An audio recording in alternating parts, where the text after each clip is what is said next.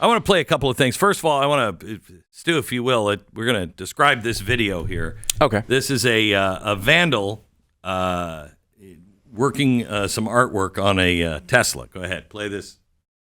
There he's getting out of the car. He's hiding. Which is always now. Got a key.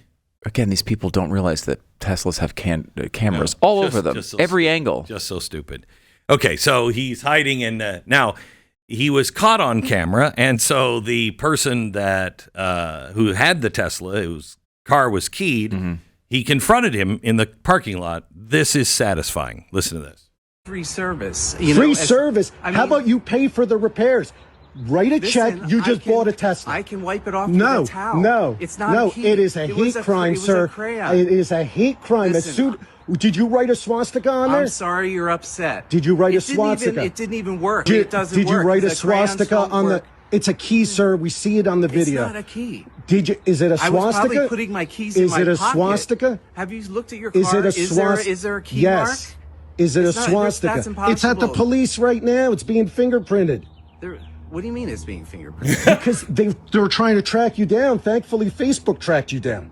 So your business, your freaking livelihood, everything now. Listen. Because you chose to write so to tell Facebook that you're sorry for writing a swastika on a Tesla. Listen, I said I'm sorry. For what? And I apologize. For what? I have nothing against your car, and I have nothing against you. So why would you write a swastika on a Tesla? Obviously, I have something against Elon Musk, but that's not the way to show So Elon Musk owns that car? Because it was bought and paid for. It was bought and paid for a long time ago. That's why it's misguided, and obviously I did not intend to do Look, that. is the total change. Yeah. What do you mean it's at the police? Why do the police have their fingerprinting it? Boy, was that, oof, wow, I feel completely different. Yeah, I mean, like, his explanation at the end there is a good one for, like, a mean tweet. Right? Like, you're right. I shouldn't, I got it carried away, and I'm upset. I shouldn't have done that. When you're keying a car, I mean, he says he wasn't keying it. I don't know what the truth is on that. A lot of people have crayons in their pockets as adults. Right. Come out of the car with the crayon, holding it like a key. Yeah. One other thing. This is from Wisconsin. This is the founder and CEO of equity firm Valor Integrity Equity Partners with Elon Musk on stage. Listen to this about Social Security. When we saw these numbers, we were like, what is this? In 21, you see 270,000 people, goes all the way to 2.1 million in 24. These are non-citizens that are getting Social Security numbers. Yeah, this is a mind-blowing chart. Yeah, this literally blew us away. When you come in the country, if you're an illegal, there's a couple ways to come in. You come in through a port of entry, and you can tell them you're afraid, and they'll give you an asylum case. You'll get an interview, then you get in. That's one way to do it. Another way to do it is to just go to the border. Literally, this happened. I talked to Border Patrol myself. Elon was there too. I went to Laredo, and I went to Bronzeville. Elon went to Eagle Pass. You walk up to a Border Patrol officer, and you tell them you want to come in. They have a couple of choices. They could charge you with a misdemeanor or a felony under 1325, or they can make it an administrative offense, like a parking ticket, basically. They were told to do that, make it an administrative offense under the last administration. And then you go walk across the border. They do what's called a release from your own recognizance, and they give you an NTA, a notice to appear, which to appear to judge. The wait times on judges are like average 6 years. Look at Grok, you'll see it on immigration judges. There's only 700 of them. This is 5.5 million people, okay? So what happens then? Once you're in the country and you got asylum through one of these pathways, and we map the whole thing out, you can apply for a work document. You file a 765, it's the work form. You get this form called the 766, that's the authorization, and then Social Security Administration automatically sends you in the mail your Social Security number. No interview, no ID. There are millions of people getting Social Security through that process that just came across our border illegally. I'm waiting for the nutritional value of burning Teslas. For those who believe that global warming is an existential threat.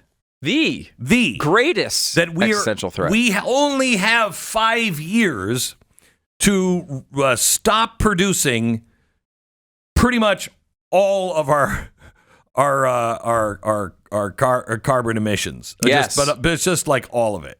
Okay. We're at a tipping point almost here. Well, we're at a tipping point. We can't go back. And the last thing you want to do when you're on a tipping point, you just don't even want to breathe. Don't want a breath to come in just because you can fall right over the tipping point. You don't want that. You don't want that. Now, speaking of that, what kind of positive things does burning Teslas do? Well, let's think about the options here. What do you have to do? You could drive a gas vehicle like we have forever. Yes. Right? We know that's bad. That would be bad. That would be bad. Now, let me go through the numbers on driving a gas-powered vehicle. Manufacturing 9 metric tons of CO2 equivalent. Wow. Okay. Wow, that's bad.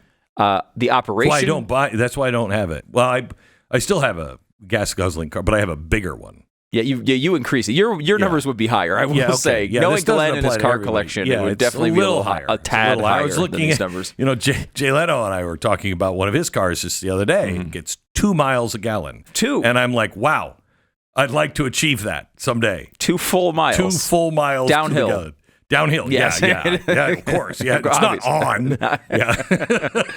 Okay, so manufacturing 9 metric tons of CO2 equivalent. Operation of that vehicle, about 31 tons. And then the end of life, as they, you put it in the junkyard and all those other things, you got 2 more metric tons. Total of 42 tons of CO2 equivalent. That's 42 tons. Now that is, as we know, the thing that's going to kill all of us. Yeah, that's Bigfoot. It's the Bigfoot that's coming in with a carbon foot, and just stuffing it down your throat. We're all gonna die. We're all gonna die. Okay. That's how bad that is. That's why we have electric cars. That's why we have electric cars. Yes. Now, okay. Let me take the alternate scenario. Okay. Now, hang on just a second. Give me the number again, so I just have it written down because I just want to I want to do the math here. Sure. Yeah. 42.08 metric tons. 42.08 metric tons. Okay, got it. Okay, that is for operating a gas-powered vehicle. Hate those things. Then you have, let's say, you're like, I want to be environmentally safe. I want to buy a cool Tesla. Yeah. You buy a Tesla Cybertruck, right? Those are the ones they've been mainly lighting on fire. There's been various attacks on all sorts of cars, of course. But the Cybertruck, I think, has been the biggest target. Sure. So you buy a Cybertruck. Then someone comes and lights it on fire and destroys it. Then what do you have to do? You got to still get around, right? So you replace it with another Cybertruck. Okay. How does that look for the environment? Yeah. So you're manufacturing a Cybertruck, 22.5 metric tons of CO2 equivalent. All right. 22. Yeah. Then the fire impact, just setting it on fire by itself, just that day, another 5 metric tons. 5 metric tons. Yes. Now, almost a quarter of making it. Almost a quarter of making it, and more than half of making a gas-powered vehicle. Okay. More than half. Okay. All right. Not 5 metric tons for the fire itself. All the things that go into the. Now, did you figure out how much the big, huge fire truck that's just burning diesel fuel like crazy? I think that's. I mean, I guess technically that's. I don't know if that's included or not in this analysis. Maybe not in Alaska and Hawaii. Right. Not in Alaska and Hawaii. Okay. Next, you got to replace it with another Cybertruck, so that's got to be manufactured. Another 22.5 metric tons of CO2. Yeah. Then you're going to operate that Cybertruck for the life of the vehicle while you have it, 12.17 metric tons of CO2. And then the end of life replacement, as it kind of degrades, you have another 2 metric tons. Total emissions, 64.17 metric tons of CO2 equivalent. Now, it seems. I'm not a mathematician. No. Okay? Mm-hmm. But I am a thinker. You are. And it seems like 64.17 is a bigger number than 42.08. Glenn, very good. I didn't go to school for it, but, hey, I know smart people. You might recognize it as about a 50% increase in emissions. That's so that's kind of, you'd think, a really bad thing. Bad thing to do. Really bad thing. Especially if we're on the edge. However, we have another scenario here, which I feel like is maybe a little bit more likely. Okay. All right. Because the person, let's say you start off, you buy a Cybertruck. Someone comes, lights it on fire as your family looks in horror, hopefully not on the inside of it while it's lit on fire. Yeah, well, you serve them right. They voted differently. Right. Yeah. You may be like, you know what I want to do with my next vehicle? Not get another Cybertruck. I might want to instead just get a gas-powered vehicle next time. Right. If you do that, You've got the Cybertruck originally manufactured for 22.5 tons, the Fire Impact 5 more tons, the replacement gas vehicle manufacturing of 9 metric tons, the replacement gas vehicle operation of 31 tons, the replacement gas vehicle end of life at 2 metric tons, a total of 69.58 Wow. metric tons. Is that still bigger than 46? Yes. 42.0? It is. It is. 7. That's weird. It is a lot higher. So, I mean, and if you kind of look at another kind of interesting way to look at this is you've got about 40, let's see, Cybertruck and a gas-powered vehicle really about equal. I mean, it's actually the Cybertruck. If you drive it for a lot longer, you can get to the positive side on the Cybertruck. But generally speaking, for the first at least 7 years of its life, which is when the average person owns their car for, it's going to be worse for the environment, even without setting it on fire. And then you set it on fire, it gets a lot worse. How's it going to be worse? It's got that free electricity. Yeah, well, first of all, no, it doesn't. But secondly, it also takes a lot more to manufacture. I don't know if you caught that number. Manufacture more than double. Yeah, as far as CO2 equivalent. Saw that, but it doesn't count. Oh, see, you got me on that point. Critical thinking. Thank you. I was just blurting out these numbers, and you critically thought of my numbers, and then just. And where are the batteries made? Are the batteries made here? Or are the batteries made in China? I don't know. It's a good question. Yeah, I would say probably. Well, knowing the tariff situation, I think the tariffs would hit batteries, wouldn't they? Yeah, I think so. I know Tesla actually did write a letter kind of saying, hey, like, can we not have tariffs on our cars, maybe? They did attempt that. I don't know if theirs are built in China, though. I know they have a huge manufacturing here in Texas. Yeah, right. And in other parts in the country. But everybody else's battery is made in China, so that's good. Because, I mean, they're so good for the environment over there. I trust them with batteries. Batteries and rivers, I bet China does well. And viruses. I'm big on the Wuhan Institute of Virology. Yeah, right. But I was looking because they did put, and this is Biden, by the way, put 100% tariffs on Chinese manufactured electric vehicles. Because, again, a totally defensible thing for Donald Trump to do, right? He has a real issue with China and believes that they're a major foe. He has been pro-tariffs his entire adult life in the public. Everyone knows he's been for tariffs since the 80s. His first word was tariff. Yes. Like, no, mommy. Mommy. Tariff. So we know that from him. Right. Is it a defensible thing from Joe Biden to do? Because you're telling me the greatest existential threat is not China, but it is global warming. And then China is producing a couple of actually really nice electric vehicles, but many that are terrible and low price, but would be great for the quote unquote environment. How do you know? Why would you not? How do you know what electric vehicles China is? Well, there's one that's pretty cool. What is it? It's a Lotus. That's English. It is English.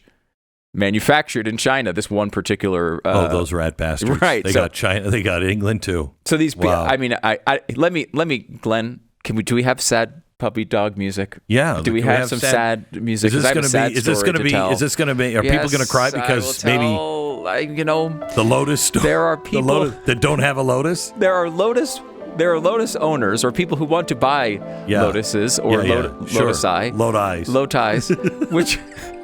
They want to get the brand new Lotus Electra. Wow. Which is available in theory right now, but can't be imported in the United States because of these 100% tariffs. Yeah. And we're talking about a car that should be like $120,000, but instead is looking at $229,000. Sounds specific. Doesn't it sounds a little like he's been looking into this. I mean, I'm just saying it's a pretty cool looking car. Yeah, I was at a friend's place on Saturday, and I was just stopping by and see he has an exotic car place, and I just love going to look at his cars. And I went in and there was a Lotus, and I knew Stu was looking at a Lotus, and I didn't. I just think they're cool. Yeah, I just never seen one, and I saw one and I'm like, he's looking for it. But it was the little small sports car, which you're not looking. Because I thought to myself, this is not going to go over well with Lisa. Right. She's not going to say yes to this. But you were looking at an SUV? Yeah, they just they released like that SUV type of thing called the Electra. Talked to the guys about it. They were like, it is fantastic. They're making one. It looks incredible. They're making one special edition just for America. Yes, the carbon is the Yeah, carbon. it is. Again, I don't know much about this, but yeah, but they said they were making one just for America, and I told him, and I said, I know what he makes. He's not going to be able to buy one of those. Thank you. I mean, you could do something about that. No, you I know. couldn't. No, I you couldn't. I'd like to, but Oh, wow. then you'd be in bed giving money to China. What would I be thinking? No, not going to do it. He said you're just not going to get one. That's what they say. I mean, there's a few of them here, but you can't. They won't even sell them to you because of the crazy tariff situation right now. Again, and I actually like the tariffs on China. I think there's a much clearer argument for it, right? I mean, when you're talking about, again, a tax is an inefficiency in the market, right? That's what a tariff is. A tax, and a tax is an inefficiency in the market. So you're creating an inefficiency in the market. You have to have a justification for that. What is it? Well, it might be to return manufacturing to the United States, right? Or it could be we have a foe in China. We do not want to help them in any way, and I think that's incredibly defensible